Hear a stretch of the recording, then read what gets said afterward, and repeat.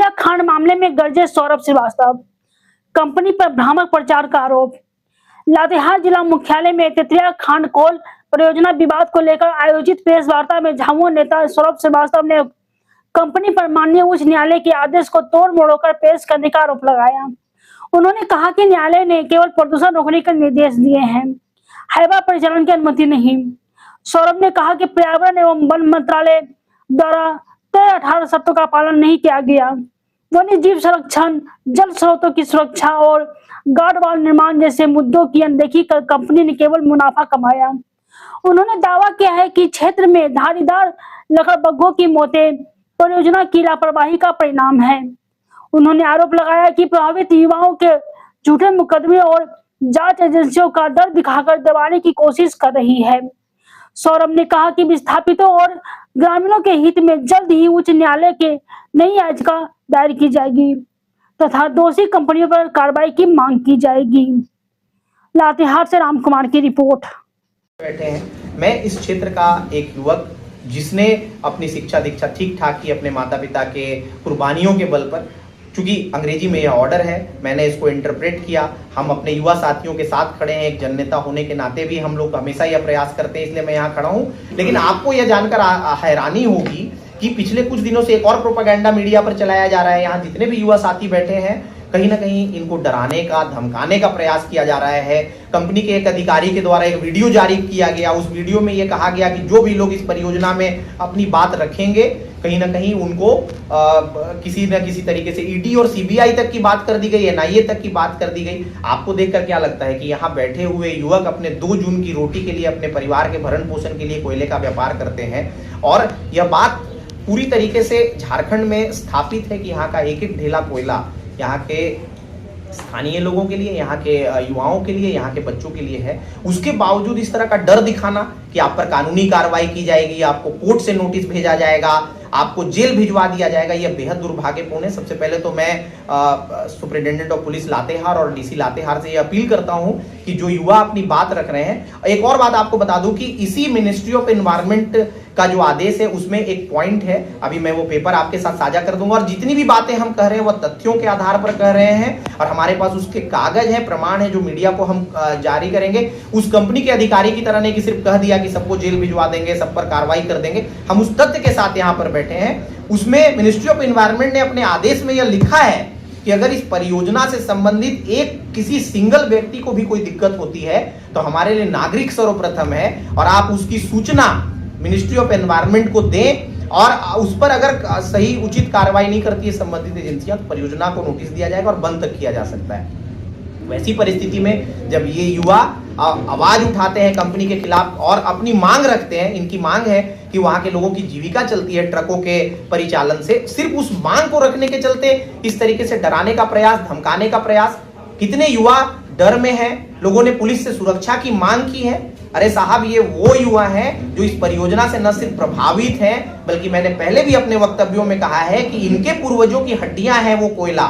क्योंकि कोयला कैसे बनता है आपको पता है, इनके पूर्वजों की गली हुई हड्डियां हैं। और उस पर जब ये आवाज उठाते हैं और न्याय संवैधानिक तरीके से आवाज उठाते हैं, प्रेस और मीडिया के माध्यम से आवाज उठाते हैं, तो कोई पूंजीपति इनको डराता है, कोई पूंजीपति इनको धमकाता है। ईडी और सीबीआई और एनआईए में झूठे केसों में फंसा देने का हवाला दिया जाता है। झारखंड की इस उलगुलान की धरती पर इससे दुर्भाग्य क्या होगा। और हम अपने तथ्यों के साथ आए हैं और चूंकि यह कोर्ट का ऑर्डर है और मैं इस प्रेस कॉन्फ्रेंस के माध्यम से तमाम लर्नेड जो एडवोकेट हैं या जो काउंसिल हैं जो इस केस को और इसकी बारीकियों को समझते हैं, मैं उनसे अपील करता हूं और आग्रह करता हूं कि आप कोर्ट के इस आदेश को, जो केस नंबर है, उस केस नंबर को 1411/2026 आजकल इंटरनेट पर उपलब्ध होता है। मैं सभी कानून के जानकारों से, इन बेरोजगार युवकों की तरफ से आग्रह करता हूं कि आप इस कोर्ट के ऑर्डर को वहां के वेबसाइट पर जाकर पढ़ें। और अगर इसमें कहीं ऐसा आदेश जारी किया गया है कि हाईवा के माध्यम से ट्रांसपोर्टेशन करने की परमिशन दे दी है माननीय उच्च न्यायालय ने,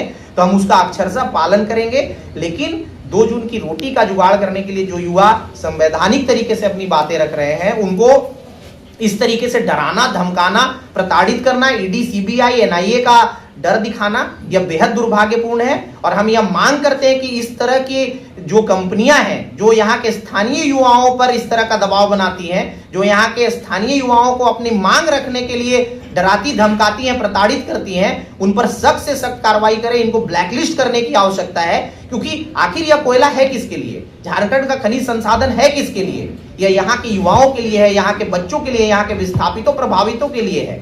और जब इनको अपनी आवाज उठाने के लिए अगर ईडी और सीबीआई का भय दिखाया जाएगा किसी कंपनी के पूंजीपति के द्वारा, तो कल को संविधान खतरे में होगा, लोकतंत्र खतरे में होगा, लोग सच्चाई पर अपनी बात रखने से डरेंगे।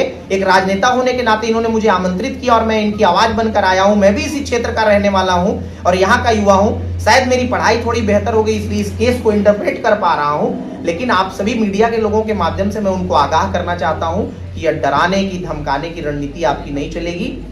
या आज के युवा हैं, अपने अधिकारों के प्रति सजग हैं, हमारे पास सभी वो दस्तावेज हैं।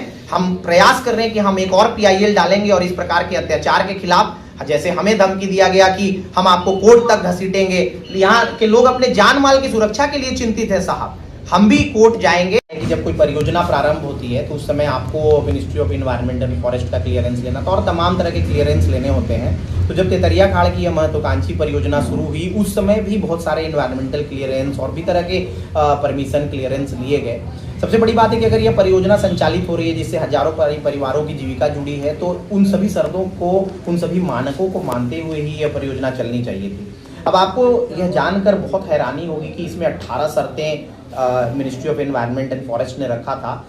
मैं सबसे पहले तो सरप्राइज हूँ कि उन 18 में से ज्यादातर, या यूं कहें कि 18 के 18 शर्तों का कभी अनुपालन ही नहीं हुआ। उसके बाद भी जो कंपनी इस पर संबंधित कंपनी काम कर रही है वो यहीं के नागरिकों को, यहीं के युवकों को डरा रही है, धमका रही है। मैं बिंदुवार आपको बहुत ही शॉर्ट में बताने की कोशिश करता हूँ कि क्या है। सबसे बड़ी बात कि इस परियोजना के शुरुआत में ही ये कहा गया था कि 0.85 हेक्टेयर की जो जमीन है वो फॉरेस्ट के लिए सुरक्षित और संरक्षित होगी। ऐसा नहीं हुआ। इसमें यह भी कहा गया है कि 52.4 हेक्टेयर जमीन पर माइनिंग की गतिविधियां नहीं होंगी क्योंकि वहां पर फॉरेस्ट है, वहां पर ओवरबर्डन डंप किया गया और माइनिंग की गतिविधियां हुई। इस परियोजना के पीक प्रोडक्शन की लिमिट 2.5 मेट्रिक टन पर एनम तय कर दी थी मिनिस्ट्री ऑफ एनवायरनमेंट ने, क्योंकि जो कोयले का सीम होता है अगर आप उससे ज्यादा खनन करते हैं तो कहीं ना कहीं पर्यावरण पर उसका गंभीर परिणाम भुगतने होते हैं और बहुत दुष्प्रभाव होता है। तो जब 2.5 मेट्रिक टन का ही प्रोडक्शन था उसके लिए ट्रक मोड से उसको ट्रांसपोर्ट करने का परमिशन दिया गया। और जो हाईवा परिचालन की बात आती है वो इसलिए प्रासंगिक नहीं है क्योंकि जो 2.5 मेट्रिक टन वो भी पीक पर 0.5 मेट्रिक टन से यह प्रोडक्शन शुरू होता है। और चूंकि हमारे यहाँ ज्यादातर लोग ऐसे हैं जिनको ये समझ नहीं होती, इसलिए मैं बहुत ही साधारण शब्दों में यह इंटरप्रिटेशन कर देना चाहता हूं कि जब पीक प्रोडक्शन में जितना प्रोडक्शन होता है वहां पर जितने ट्रक इस ट्रांसपोर्टेशन में लगे वो कर सकते हैं, तो फिर हाईवा परिचालन की बात ही नहीं होती है। दूसरी चीज की वहां पर 2 नाले हैं। झारखंड एक प्राकृतिक संसाधनों से परिपूर्ण राज्य है और अगुआ दिसुम अगुआ राइज में हम कहीं भी प्राकृतिक संसाधनों के साथ छेड़छाड़ नहीं करते हैं। वहां 2 नाले हैं और एक भूतिया नाला है और एक और नाला है। उनके संवर्धन की बात कही है क्योंकि वही उस पूरे क्षेत्र के भूजल स्तर के लिए जिम्मेदार नाला है।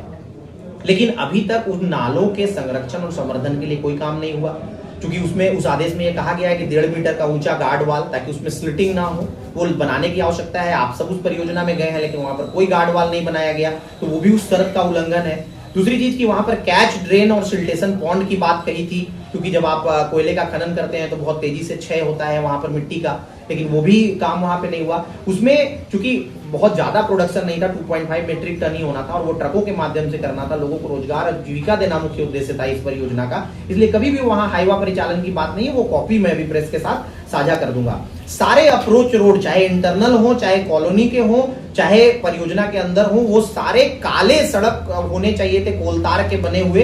लेकिन आपको यह जानकर हैरानी होगी कि वहां पर कोलतार के सड़क की बात तो छोड़िए, वहां सड़क ही नहीं है, तो वो भी उस परियोजना का उल्लंघन है। डस्ट जनरेशन वाले जितने भी साइट से वहां पर पौधा रोपने, जंगल लगाने की बात कही गई थी, वो भी आज तक नहीं हुआ। एक और सबसे चौंकाने वाली बात है कि वाटर स्प्रिंकलिंग के लिए एक विशेष बजट का प्रावधान किया गया था मिनिस्ट्री ऑफ एनवायरनमेंट के इस पेपर में, जो मैं आप लेके आया और आपके साथ साझा करूंगा। इसमें यह कहा गया था कि पूरे अप्रोच रोड पर और जहां तक ट्रांसपोर्टेशन हो रहा है वहां तक वाटर स्प्रिंकलिंग किया जाए ताकि प्रदूषण से बचा जा सके, वो भी काम नहीं हुआ। जैसा आपको पता है कि तेतरिया खाड़ का पहला फेज बंद हो चुका है, माइन क्लोजर रिपोर्ट हो चुका है।